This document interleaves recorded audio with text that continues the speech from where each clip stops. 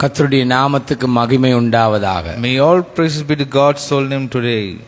2026 June மாதம் 14ஆம் தேதி இரண்டாவது ஞாயிற்றுக்கிழமை. Today is 14th the month of June the year 2026. Today is the second Sunday morning.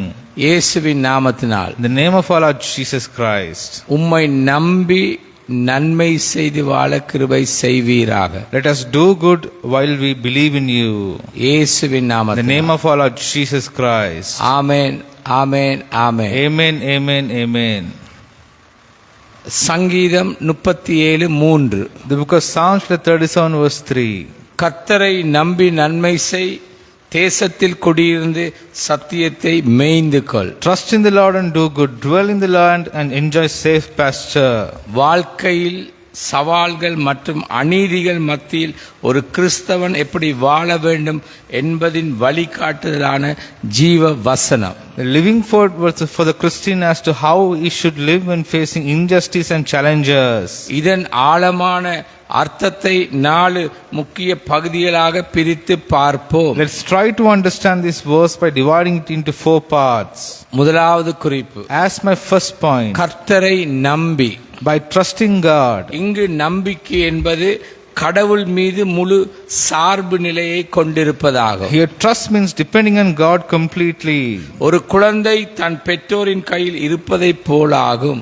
This is like a child being carried by its parents. சூழ்நிலைகள் நமக்கு எதிராக இருக்கும் போது ஒன்று நம் சொந்த புத்தியின் மேல் சாராமல், When situations are against us without believing on our own wisdom, ஒன்று நமது சுய புத்தியின் மேல் சாராமல், one without believing on our own wisdom, 2 கடவுளுடைய வல்லமையையும், second God's power, 3 அவருடைய நேரத்தையும் முழுமையாக நம்புதல்.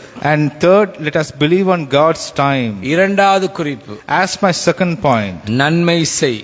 let us do good. தீமை ஏற்படும் நேரத்தில் When there is evil, தொடர்ந்து நற்செயல்களை செய்ய வேண்டும். let us do good thing. Let us do good deeds completely. நம்மை சுற்றியுள்ள உலகம் The world around us, எப்படி இருந்தாலும் whatever situation it may be, நன்மை செய்வதே நம்முடைய கடமையாகும். let our work be to do good deeds. நற்செயல்களை வெளிப்படுத்த வேண்டும். Let us reflect our good deeds in our life. மூன்றாவது குறிப்பு, As my third point, தேசத்தில் குடியிருந்து while we stay in our country, விசுவாசத்தில் நிலைத்திருங்கள். let us believe in our faith. ஒன்று பொறுமையோடும், 1, let us be patient. 2 ஸ்திரத்தன்மையோடும், Second, let us continuously work in our life. 3 வாக்குத்தத்தங்கள் மேலுள்ள உறுதியோடு வாழுவோம். And let us live by having complete desire on our covenant. நாலாவதாக, As my fourth point, 4வது குறிப்பு, as my fourth point, சத்தியத்தை மேய்ந்து கொள். feed on truth. கடவுளுடைய விசுவாசிப்பை புசியுங்கள். Consume God-given faith. அதாவது உண்மையை மேய்ந்து கொள். That is, feed on truth. இன்னும் ஆழமாய் பார்த்தா, If we look deeper, அவருடைய வார்த்தைகளை நம் ஆத்துமாவிற்கு உணவாக்கி கொள்ள வேண்டும். we can say that we must make God's words food for our souls. ஏனென்றால் கர்த்தர் மாறாதவர். Because God is faithful.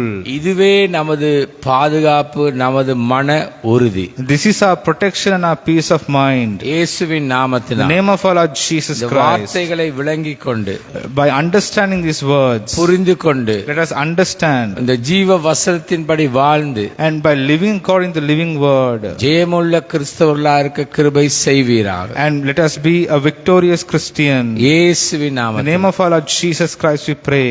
Amen, amen, amen. Amen, amen, amen. கர்த்தர் தாமே உங்களை ஆசீர்வதிப்பார். May God bless you abundantly.